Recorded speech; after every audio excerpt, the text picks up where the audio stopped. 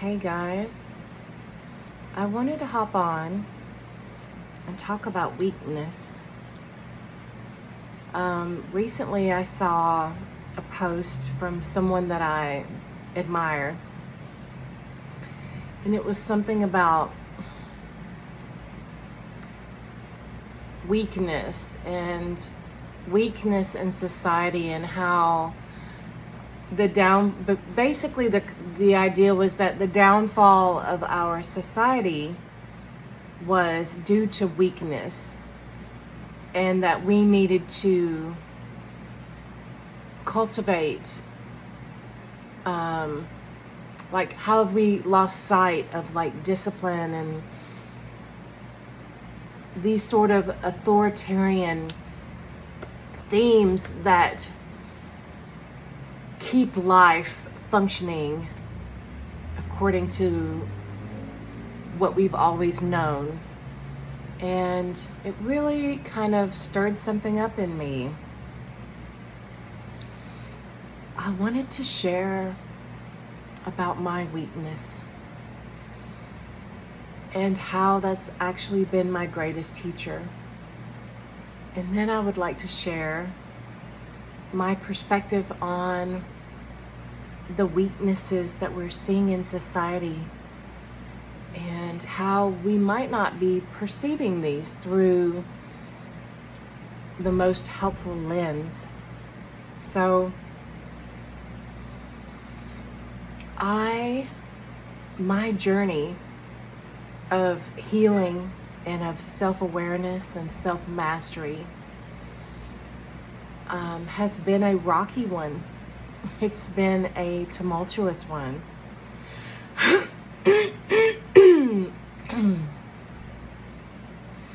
I grew up in a household that did not have structure in place.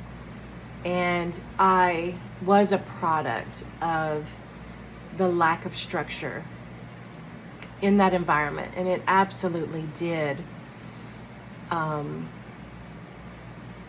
affect my ability to be functioning and to thrive and live and express my fullest potential in life.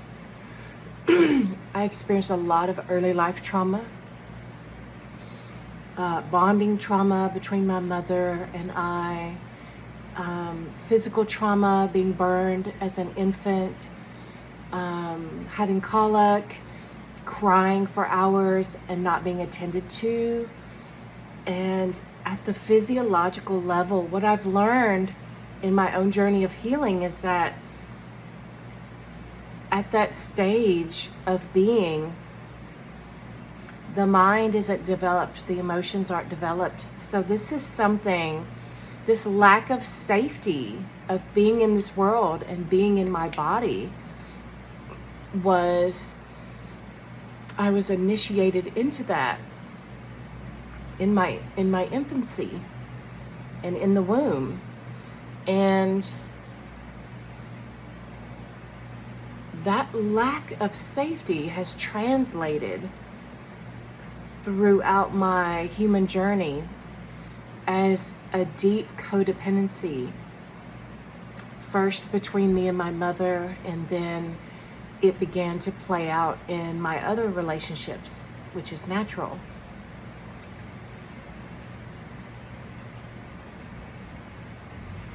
First of all,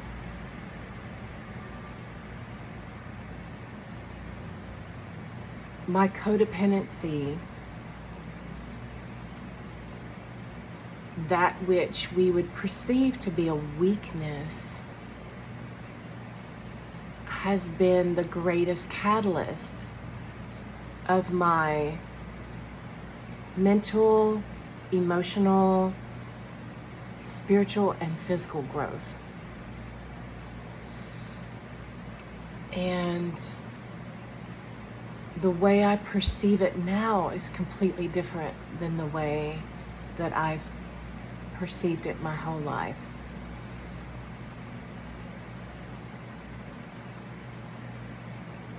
Our shadows, our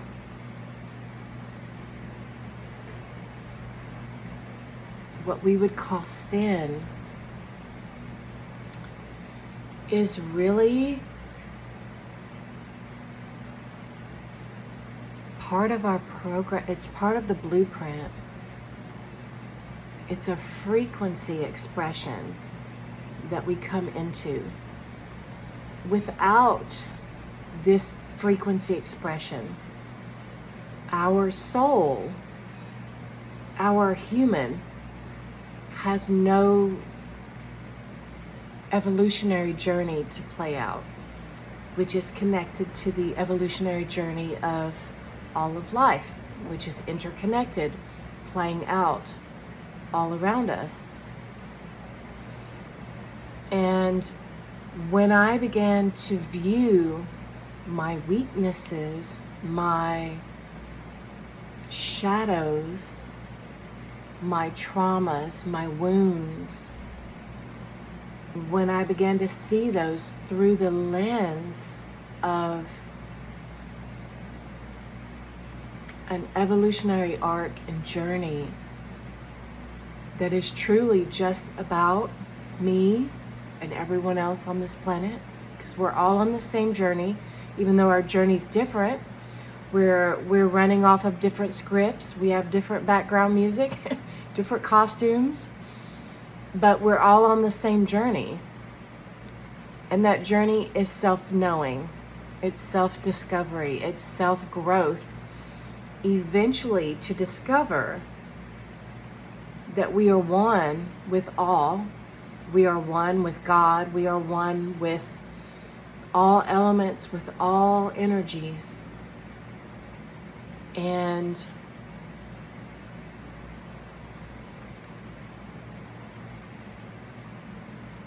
one of the most painful and frustrating aspects of my growth experience has been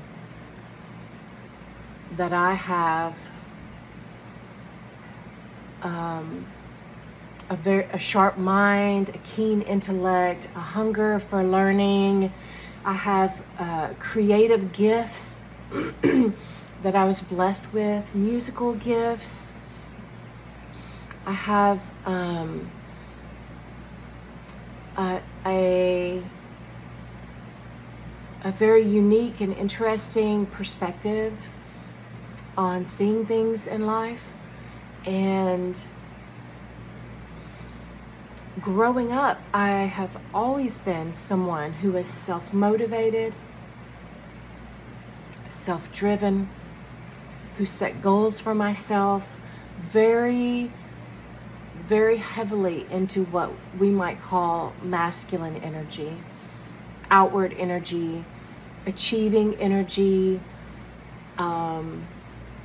the thrust, that seeking energy. And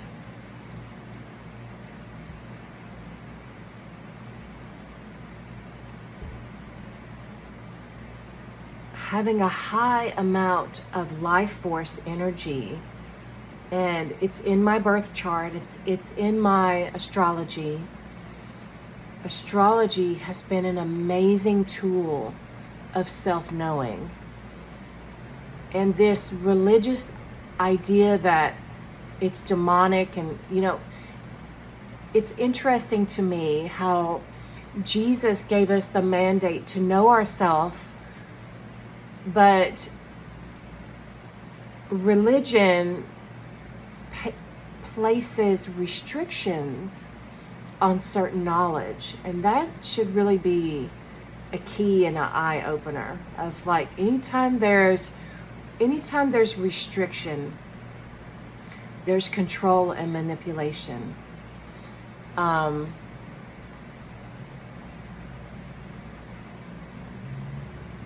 But I had no shortage of this fiery, passionate, masculine energy for creating, for imagining, for initiating my ability to problem solve. And so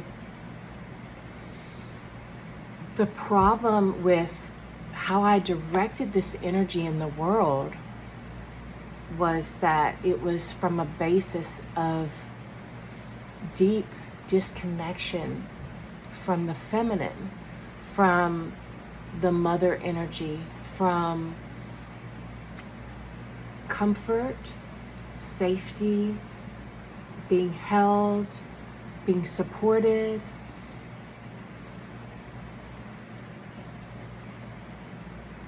Just imagine how it feels for you in your life. If you have a partnership, or you have a child, or if you can think back to when you were a child, of sometime when you were in crisis and you cried out for help, but that help didn't come, and you were helpless to help yourself in that situation.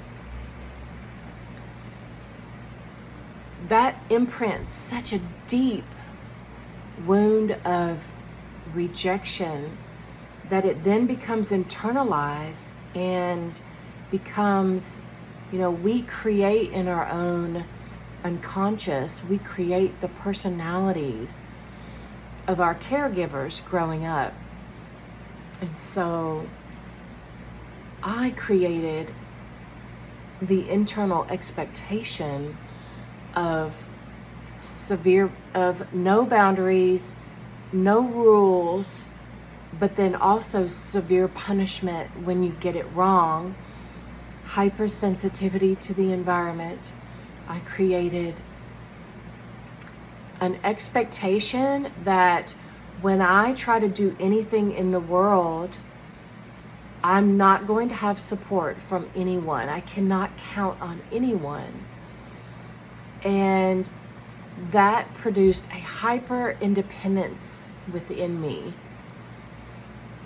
And that's how I navigated this amazing, creative, external will and drive and energy that I had. And so when we are deeply disconnected from nurturing love, which is Mother God aspects, it's completely missing in Western society. Western religion, even Eastern religions, don't have a full representation of the aspect of God that is Mother, that is birthing all of life, that's providing. It's actually the Mother that's providing and nourishing all of life. It's not the masculine. The masculine is the external action that is motivated by the internal beingness and the presence. And so this weakness in me produced a lot of toil, the experience of toil, which then moves into the generational curses that I inherited through my DNA. My grandparents working their whole life to build a business only for it to be in ruins and destroyed from the inside out, and the assets of it became a burden rather than a liability.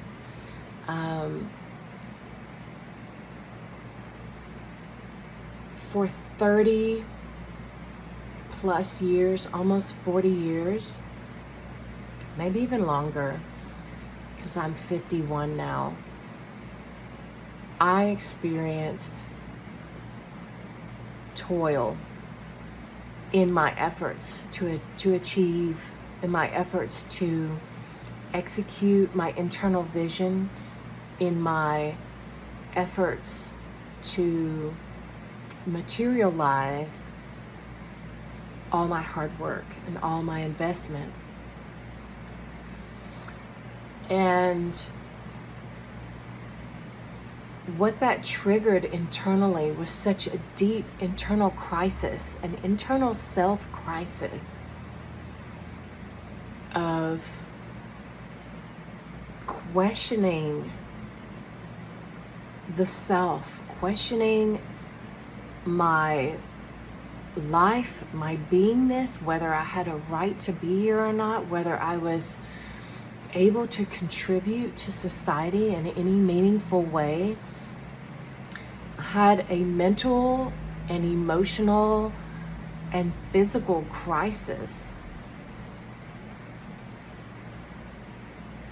I had mental breakdowns over the years. I had emotional breakdowns over the years, and I've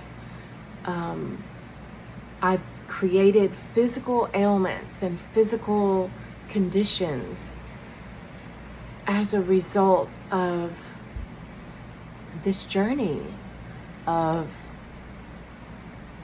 just trying to express who I am on this earth. And in that experience, in my healing,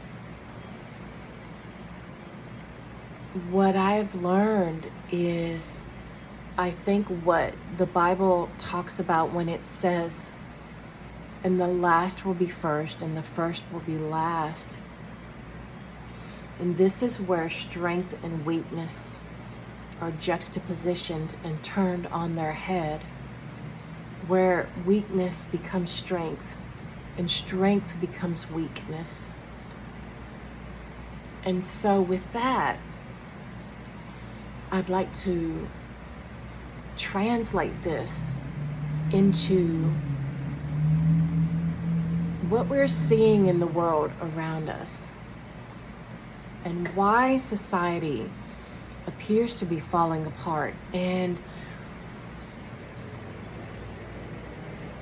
it's very natural in times of change for many people to not have a great relationship with change and to resist change. We might say with our mind, oh yeah, I'm open to change, but really it's that unconscious aspect of us that resists change. And it's funny to me how we can quantify and qualify those resistances, and that becomes the strength that turns into weakness that keeps us from evolving forward. When we allow what life is bringing us to be our greatest teacher, and we submit to that in weakness, we surrender to that, and we allow that to be our guiding wisdom. We allow that to instruct, not fantasizing about what we think we deserve or want. And desire is wonderful. That's a whole different discussion. But when we look at all of life, if we think that God is separate from the orchestration of all that is, of all that's unfolding, then we really don't have a full understanding of what's going on. Everything is unfolding according to an orchestration, and there is a component of free will that we humans have. We think that our free will is about controlling our experience or manifesting what we want. But in truth, our free will is about choosing how we greet the circumstances that are coming to us as the design of life that is perfect, that appears to be imperfect to us from our perspective. And so when we see governmental systems, social systems, educational systems, financial systems crumbling around us, there is a great tendency to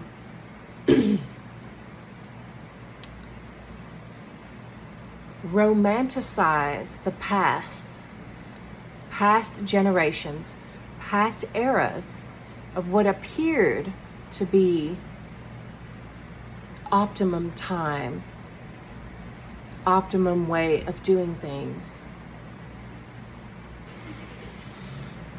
and to whitewash the atrocities and the disparities and the imbalances of those aspects of our history. And the imbalance between the feminine and the masculine is one of those, and it's been playing out between men and women for the past few thousand years.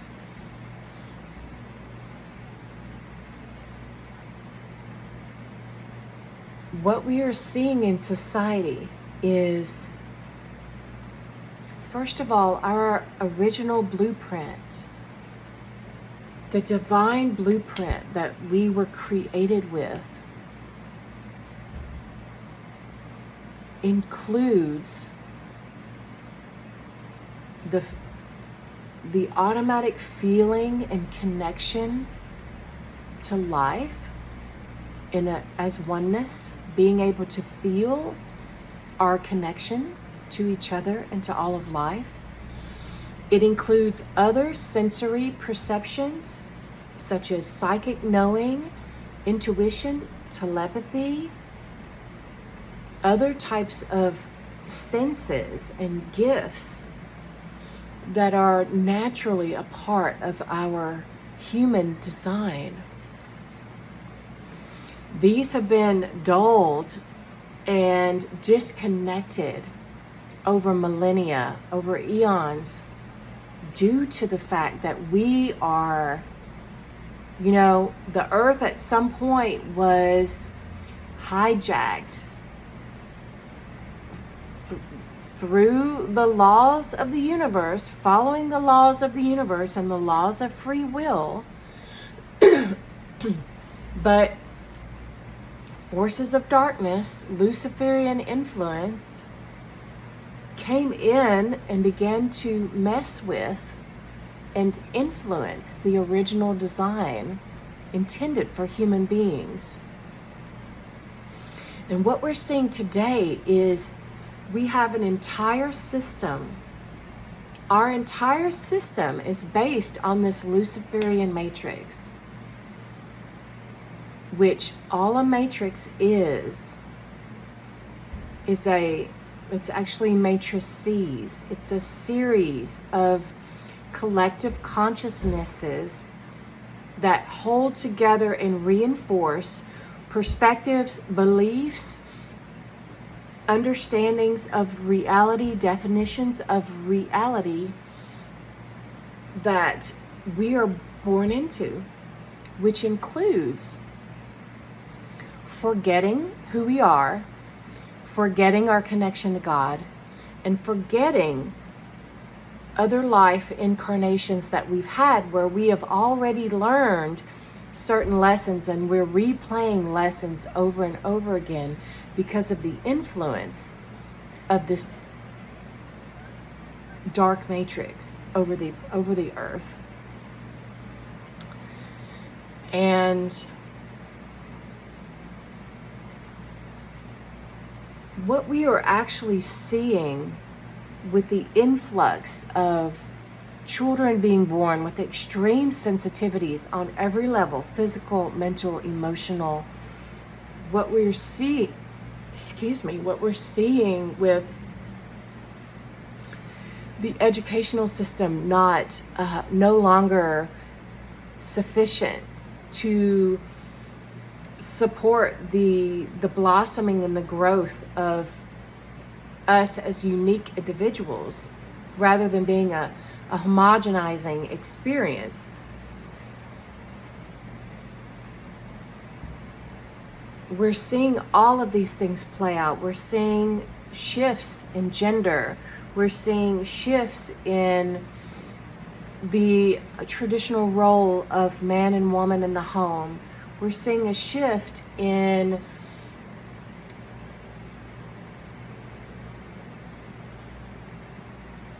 even how we are becoming, as a society, becoming more and more detached from nature and more connected to technology.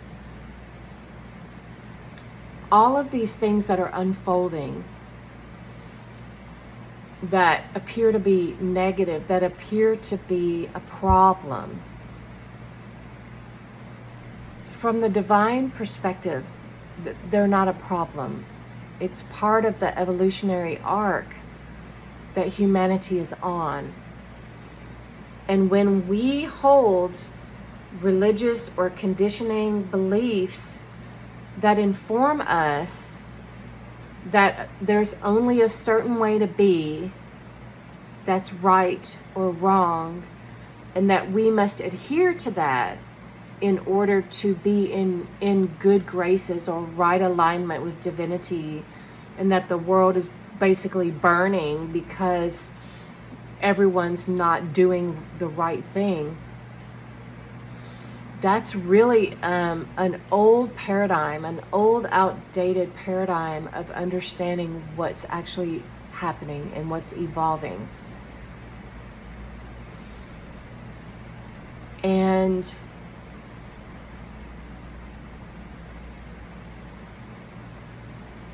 I would just invite anyone listening to this who may be in that camp of feeling like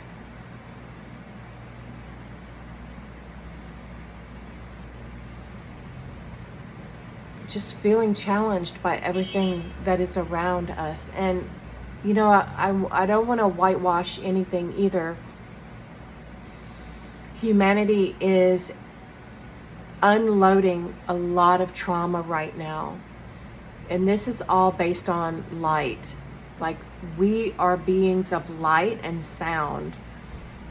The atom that we are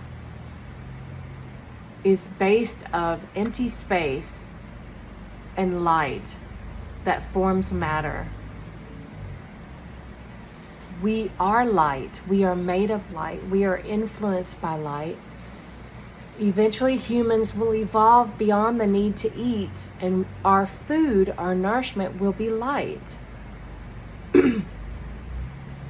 That's how plants live. Plants live on light. And so, to think that we are disconnected from the unfolding of the cosmos and the movement of the stars and the constellations, and everything has a name and a label and an expression and is an archetype for something for us to understand our experience. And the astrology that's unfolding right now for humanity and for America right now, we're about to move into the same astrology that existed when America first was formed, when it broke basically right before the Revolutionary War, before which formed us as a nation. We are in that same astrology now. And that astrology is serving, if I could use language from the Bible, to shake everything that needs to be shaken,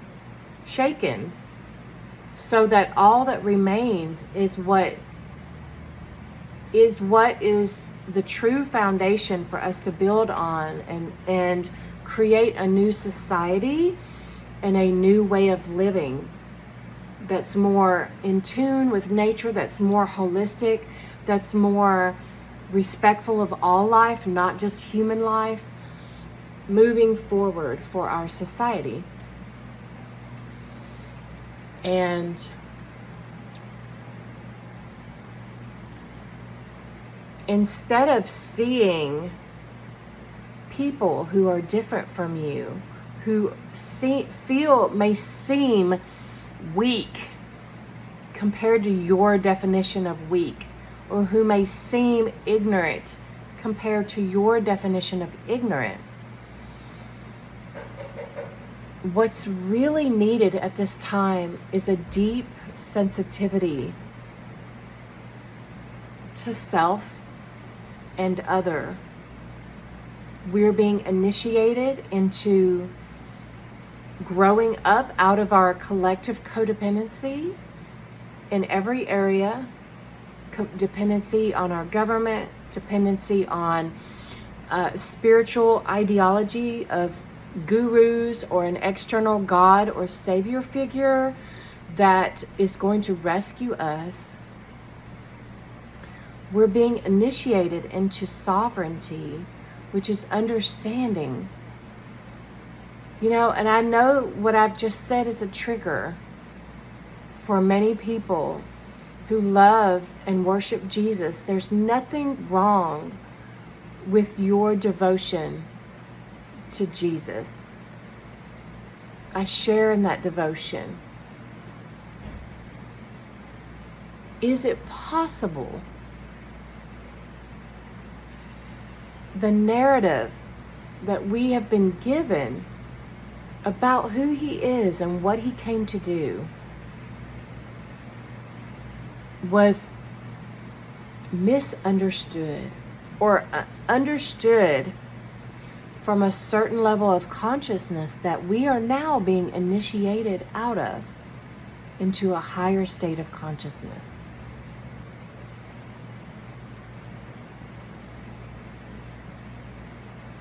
Jesus represents humanity's divinity. Divinity in form. That is what he represents.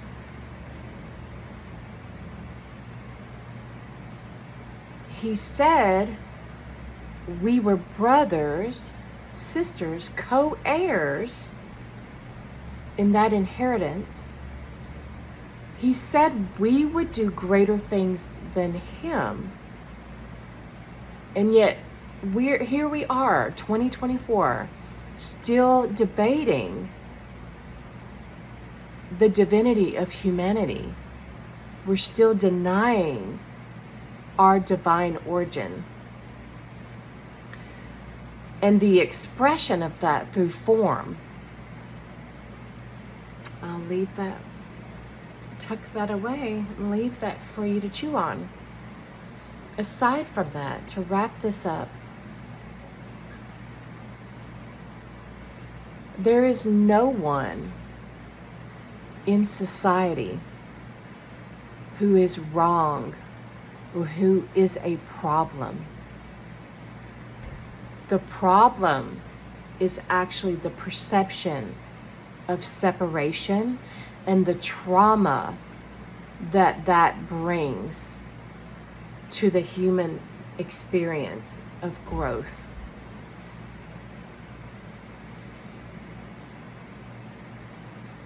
If you believed that all of life was designed perfectly, even the flaws were perfect, even the hijacking of our original design is perfect, because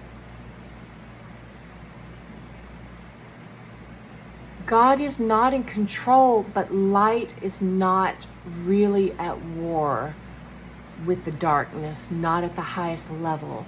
Darkness fears the light because it understands that the light absorbs the darkness and takes it within itself. And this is what God does.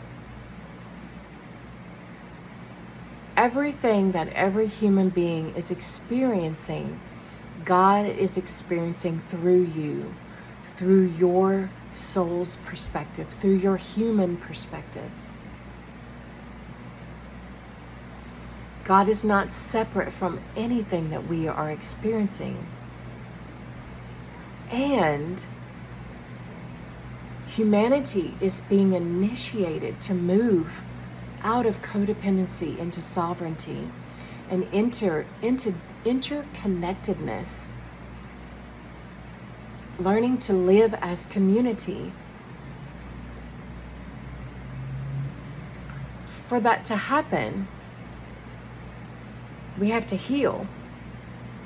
We have to feel in order to heal. In order to feel, we have to become sober to actually how traumatized we all really are, to how traumatizing our world is, how everything is set up to keep us as slaves and to keep us out of our own personal power and authority given to us by God, and to keep us in a weak state mentally, emotionally, and physically. These experiences deserve the deepest compassion and respect, not judgment of weakness. It is only judgment will not correct any wrong. Judgment entangles you with what you judge as a polarity, and you're not able to move into unity, which is above agreement. Unity does not require agreement. It requires respect and compassion and empathy. Not the version of empathy where empaths take on everything that belongs to everyone else. That's codependency. We're also being initiated out of that version of empathy. Empathy is the ability to literally connect with someone. Our sensitivity is dialed to where we can connect with someone and feel how they feel and understand their experience in order to be able to access compassion, love, and respect for that human being's, for the journey their soul decided to take in human form. Those who are homeless, those who have sensitivities, those who have gender identifications or sexual orientations that are outside of the norm of the past many thousand years, those who are divergent in some way, who don't fit into the mold that society has created. These are actually the special souls or the unique souls that have come forward at this time that are initiating humanity out of old paradigms of thinking and ways of being. These people are heroic for their service because their suffering is in the highest service of the evolution of all. And when we truly understand that, not just at a mental level, but at an emotional and physiological level, this allows us to step out of codependency, to not take on the need of others as a compulsion within ourselves, to allow people the respect of having their journey and in serving society in whatever way our soul was designed to bring service and healing to society. From a sovereign, self-responsible way.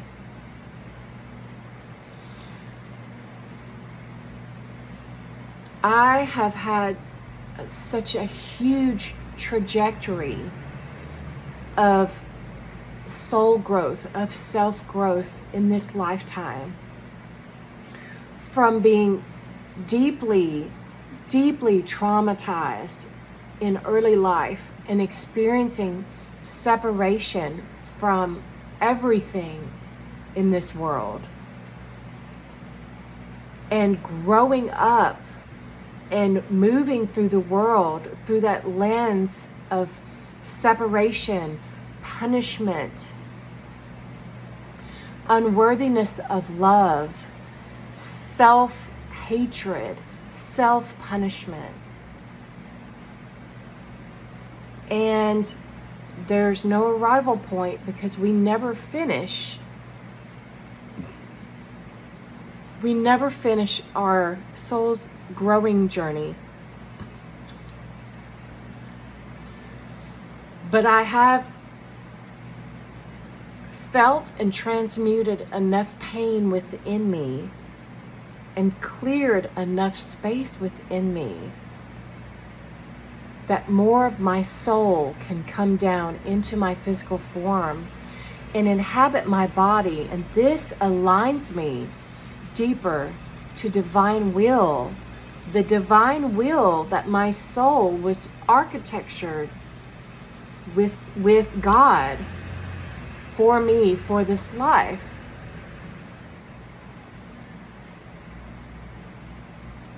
Divine will cannot be defined and articulated by any sacred text, because it is individual to each soul, to each human being.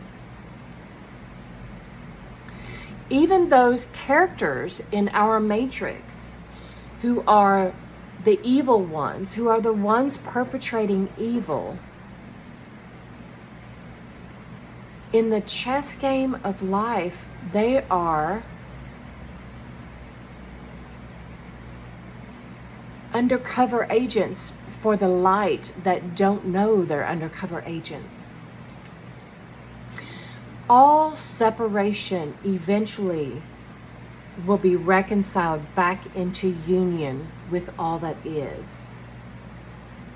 All evil acts are born out of this separation.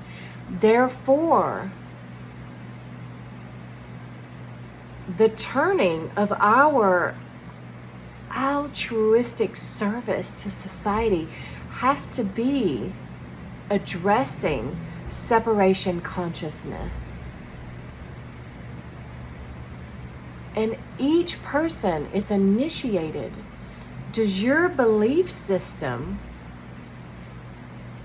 promote separation consciousness or promote Christ consciousness?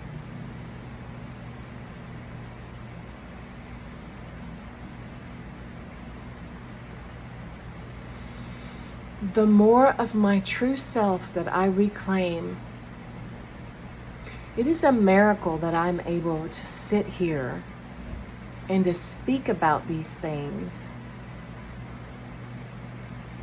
in a level of wholeness that I know you can feel coming from the transmission of the words that I'm saying. Those of you who've known me in the past, you will feel and see a discernible difference in my beingness. I have reclaimed more of my true self. I have reconciled, healed, accepted, and integrated huge amounts of darkness, separation, trauma, abuse, neglect, rejection, annihilation, rape, consciousness within my being.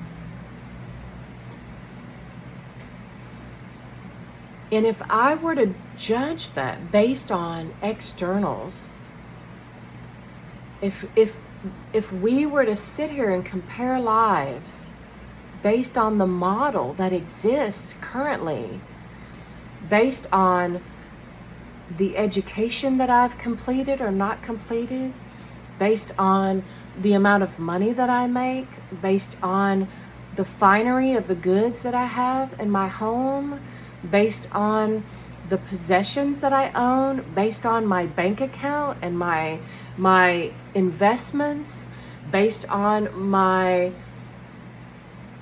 the success of my business, I would be perceived as a failure.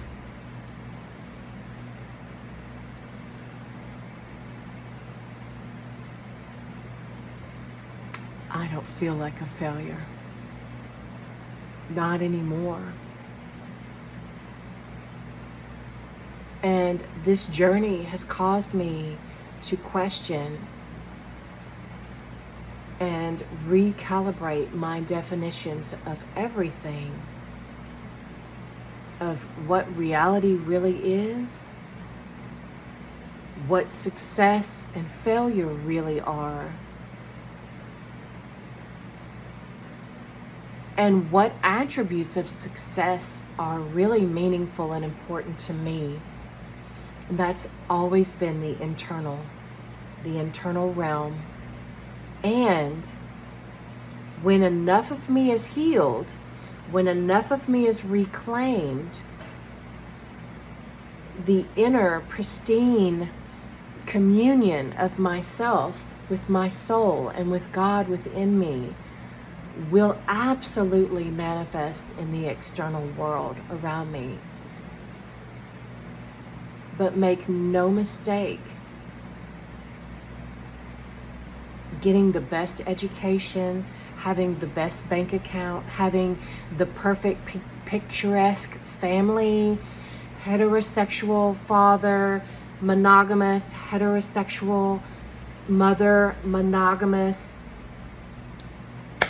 missionary style or no, hardly any sex at all, completely shut down in their own sexual power, the kids going to all the right schools and positioned for all the right careers. Is that really what a successful world looks like?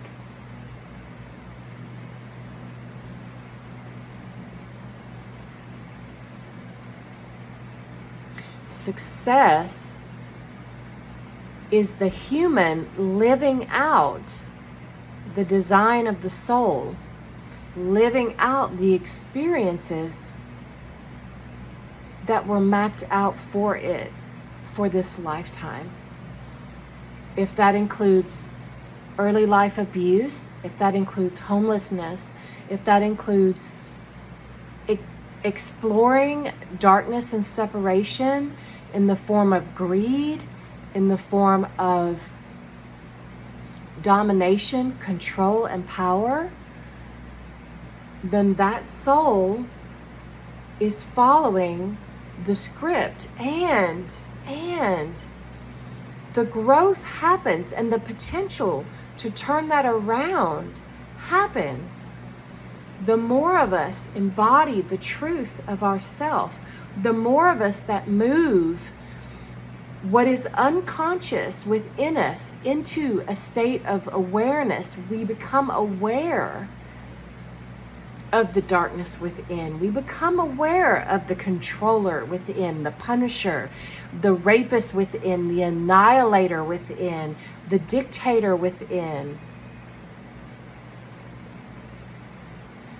the victim within.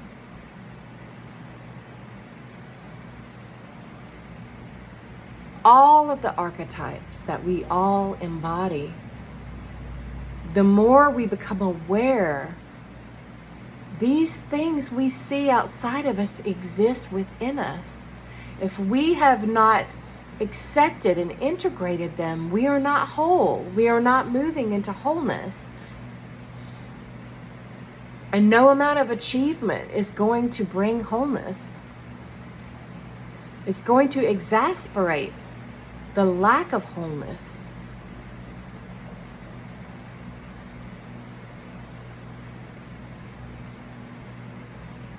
So if I could just close with a word for humanity, for everyone on this planet. There is absolutely nothing wrong with any aspect of you. It's all been according to a divine plan that's unfolding. There is a path to move from being numbed out to your own trauma and the trauma of the world, to being able to feel it and to reconstitute it back into soul power within you. Our suffering is in the highest service of all life, and we were never created to suffer. It was never a part of our original blueprint. Suffering is a perspective, and there is a way forward from suffering to being able to greet pain and pleasure equally within yourself, without it knocking you off your forward growth and momentum. And I am still perfecting that within myself.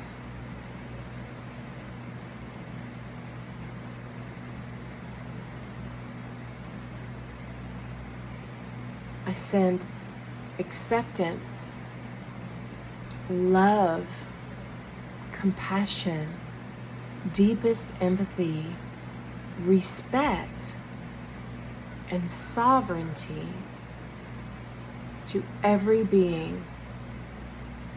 Thank you for listening and receiving me.